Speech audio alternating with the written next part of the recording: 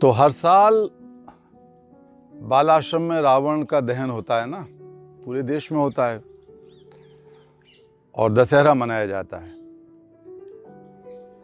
तो दशहरा सिर्फ इस बात के लिए नहीं है कि अयोध्या के राजकुमार राम ने लंका के अत्याचारी शासक रावण का वध किया, अंत किया और राम जीते। शायद ये संभव भी ना हो पाता कि एक छोटे से राज्य का कोई राजकुमार लंका जैसे ताकतवर राज्य को जीत सके, लेकिन राम ने ये चमत्कार किया। वो चमत्कार कैसे किया?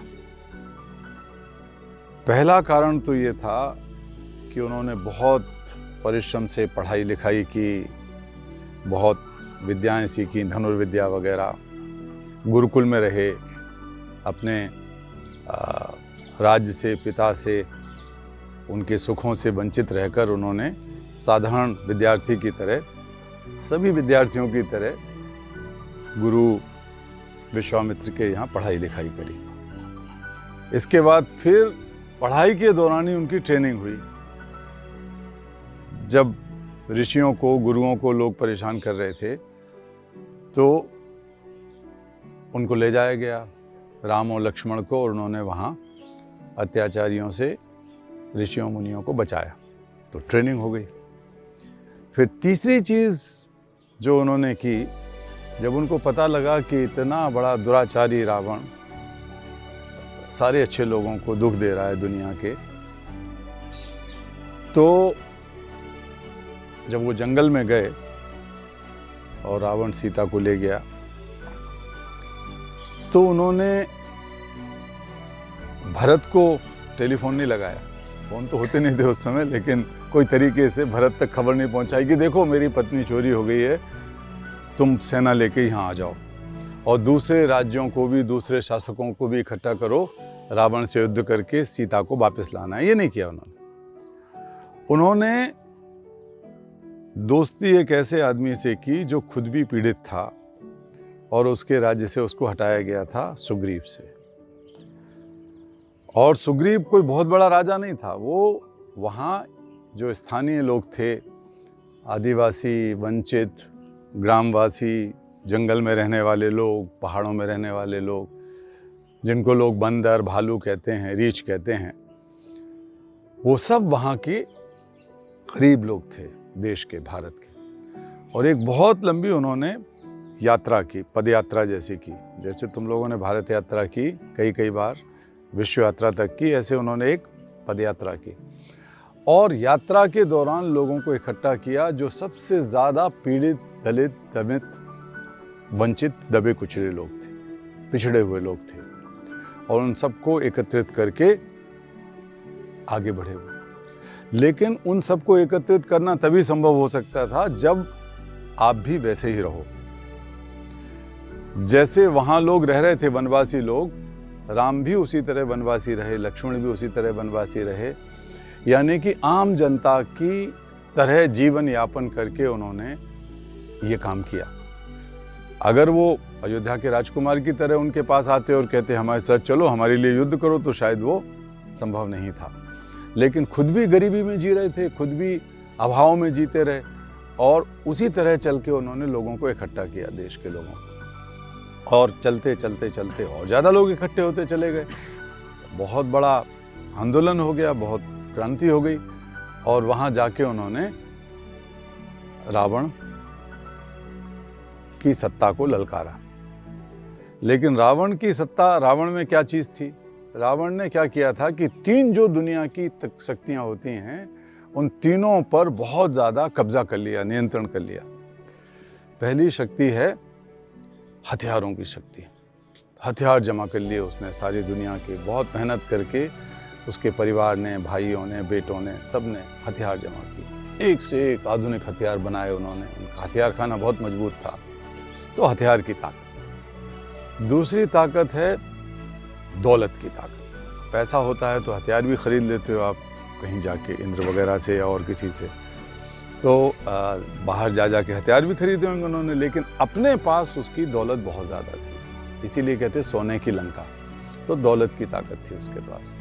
और तीसरी जो ताकत थी उसके पास, वो ताकत थी बुद्धि की, ज्ञान की। वो ऐसा मूर्ख आदमी नहीं था, बहुत ही ज़्यादा विद्वान आदमी था। लोग कहते हैं कि उस समय के सबसे ज़्यादा जितने विद्वान थे उन सबसे बड़ा विद्वान वो आदमी था रावण। बहुत मेहनत करके उसने ज्ञान अर्जित किया, लेकिन घमंड भर गया, क्योंकि जब तीनों चीज़ें हो गई, जिसके पास हथियारों की ताकत, धन की ताकत और ज्ञान की ताकत इकट्ठी हो गई, तो इतना ताकतवर समझने लगा कि किसी को कुछ समझता ही नहीं था। तो इतनी बड़ी ताकत को चुनौती देने का काम कोई राजा या कोई दुनिया का ताकतवर व्यक्ति नहीं कर सकता था उसके सामने, क्योंकि किसी एक के पास हथियार होते तो इतना ज्ञान और बुद्धि ना होती, इतना धन ना होता, उसके पास सब था। तो राम ने दूसरा तरीका अपनाया, और वो तरीका था आम जन की शक्ति, आम लोगों की ताकत। और उस ताकत को संजोया, इकट्ठा किया, और वो ताकत संकल्प की ताकत थी, न्याय की ताकत थी, धर्म की ताकत थी। धर्म का मतलब ये हिंदू मुसलमान ईसाई टाइप नहीं, धर्म का मतलब वो अच्छाई जिससे कि सबका कल्याण हो सके, केवल कुछ लोगों का ना हो, सबका हो सके, वही धर्म। तो उस सबको इकट्ठा करके उन्होंने ये विजय हासिल की। ऐसा कोई और उदाहरण नहीं है दुनिया में कि उस समय की सबसे बड़ी सत्ता को चुनौती आम लोगों के माध्यम से किसी ने दी हो। तो इसलिए राम आम जनता के नायक थे, वो राजाओं के सिरमौर नहीं थे। राजाओं को इकट्ठा किया पांडवों ने, कौरवों ने भी इकट्ठा किया और लड़ाई लड़ी।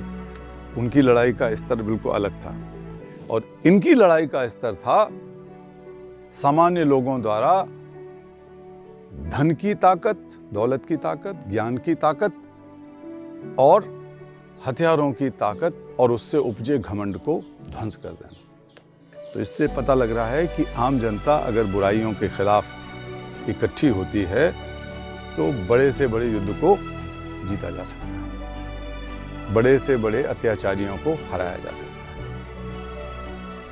तो अभी हम लोग जो करते हैं बालाश्रम में रावण का दहन, तो ये महसूस करते हैं कि हम आम लोग हैं,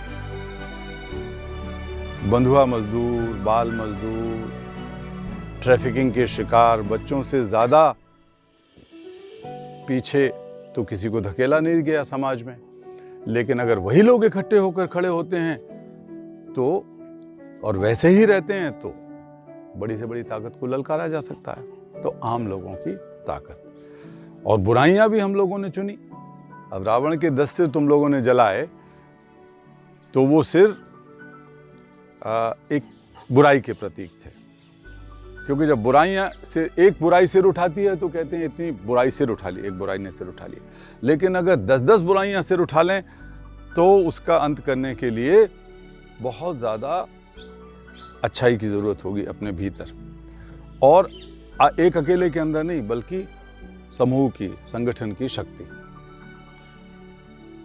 करुणा की शक्ति, इंसाफ की ताकत, सच्चाई की ताकत, प्रेम की ताकत, मानवता की ताकत बहुत लोगों के अंदर होगी, केवल अकेले के भरोसे नहीं होगा।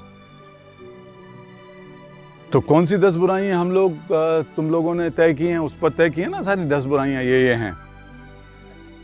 अशिक्षा एक बुराई है, आतंकवाद दूसरी बुराई है, गरीबी एक भयंकर बुराई है, दहेज प्रथा एक बुराई है, और बाल यौन शोषण, ये जो चाइल्ड सेक्सुअल एब्यूज है, एक बहुत बड़ी बुराई है।